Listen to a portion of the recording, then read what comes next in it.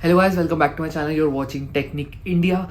तो यार आज की ये जो वीडियो है वो अबाउट है कि यार इस सेल के अंदर जो रिपब्लिक डे सेल आ रही है या आप बोल लो जनवरी 2022 में कौन सा बेस्ट मिड रेंज स्मार्टफोन है जो कि अराउंड अंडर 30,000 की कैटेगरी में है।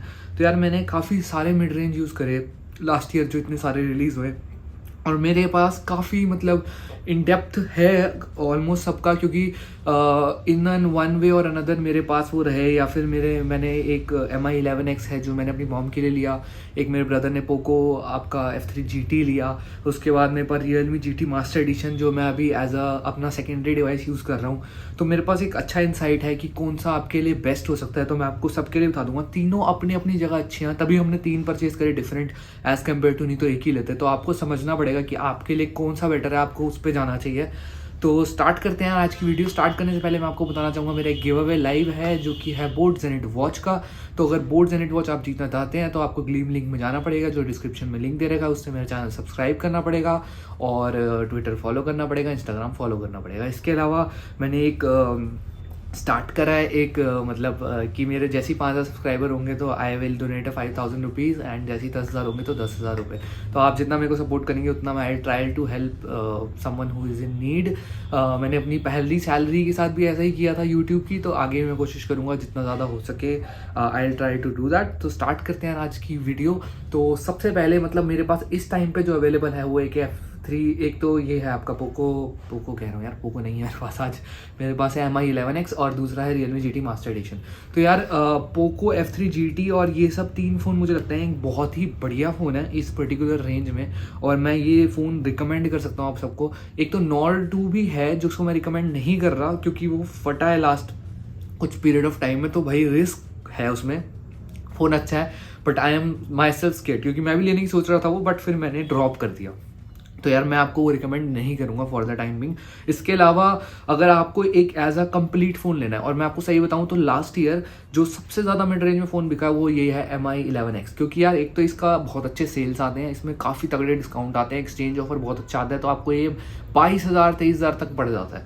और ये काफ़ी दिखने में नेक्स्ट लेवल सा लगता है यार, एकदम मिरर फिनिश है, आगे स्क्रीन इतनी बढ़िया है, पंच होल डिस्प्ले है, कैमरा डिसेंट दे रखा है आपको, और मतलब सब कुछ आपको इस फ़ोन के अंदर एक बहुत ही बढ़िया मिलेगा। 870 स्नैपड्रैगन प्रोसेसर है।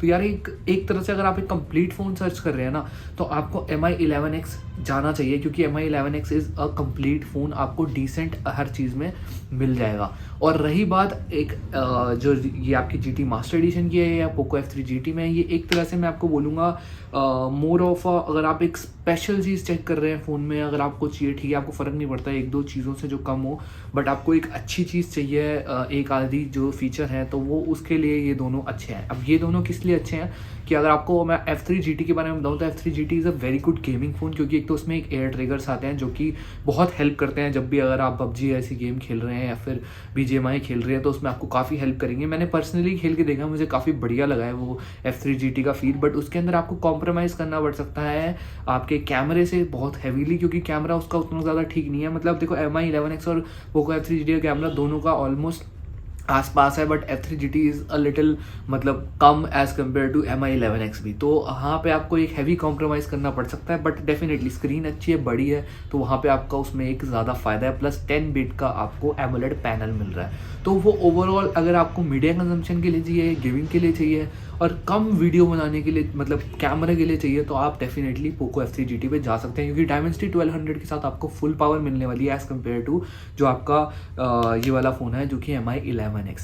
अब आ जाते हैं Realme GT master addition. Master addition ये उन लोगों के लिए है जिनको मेजरली कैमरा सेंट्रिक है, क्योंकि देखो इसके अंदर 778G स्नैपड्रैगन प्रोसेसर है जो कि बहुत ज़्यादा स्लो और फास्ट, मैं दोनों में से कुछ नहीं कहूँगा, बट अगर इससे कंपेयर करोगे तो डेफिनेटली थोड़ा सा पीछे रहेगा, सेम F3 GT से भी पीछे रहेगा। तो एज अ प्रोसेसिंग पावर देखा जाए तो ये इतना ज़्यादा पावरफुल नहीं है एज कम्पेयर टू Mi11X बोल लो या फिर F3 GT बोल लो, बट आपको एक कैमरा सेंट्रिक फ़ोन चाहिए और आपको एक बहुत ही डिसेंट पावर चाहिए। मैंने इसमें भी गेमिंग करी है, मुझे 1% भी ऐसा नहीं लगा कि मेरे को ग्लिच लग रहा है या वो लग रहा है। एक डे टू डे यूजेज में आप दोनों फ़ोन यूज़ करेंगे ना, आपको बहुत ज़्यादा अंतर फील नहीं होने वाला, I will be very honest, क्योंकि ये बहुत अच्छा प्रोसेसर है जो इन्होंने लगाया 778G वाला। बट अगर आप बहुत ही ज़्यादा हैवी यूजेज करेंगे तब जाके आपको थोड़ा बहुत फील हो सकता है कि डेफिनेटली ये वाला एक अपर हैंड ले लेगा F3 GT का भी और Mi11X का भी। तो अगर आपको मेजरली कैमरा सेंट्रिक फ़ोन चाहिए तो आप ज़रूर इसके ऊपर जा सकते हैं, जो कि है Realme GT Master Edition।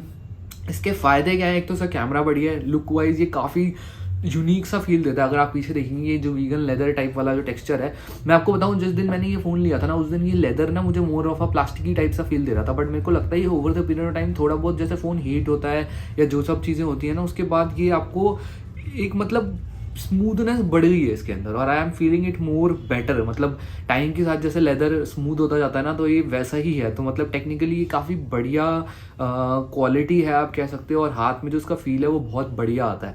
But again वही वाली बात हो गई, इसके अंदर जैसे ये प्लास्टिक है फ्रेम, इसके अंदर भी प्लास्टिक है, F3 GT में आपको मेटल मिलेगा। तो मतलब इन टर्म्स ऑफ प्रीमियमनेस भी F3 GT आपको आगे मिलेगा एज कम्पेयर टू इन दोनों फ़ोन के।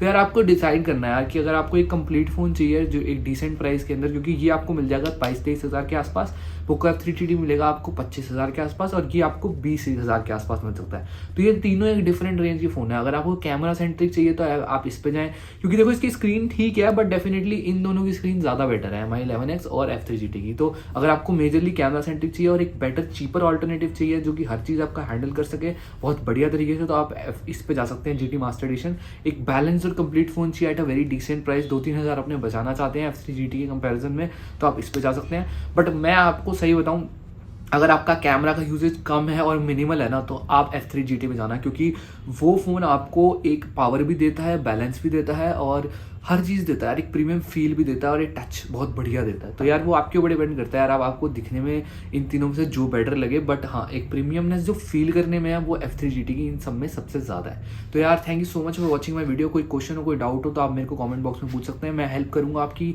जितनी ज़्यादा कर सकूँ उतनी हेल्प करूँगा। और बस आप मेरे चैनल को सब्सक्राइब करेंगे तो आपको आगे अच्छी ऐसी वीडियो मिलती रहेंगी, और गिव अवे जीतने का भी चांस है। तो thank you so much for watching, मिलते हैं नेक्स्ट वीडियो में, बाय।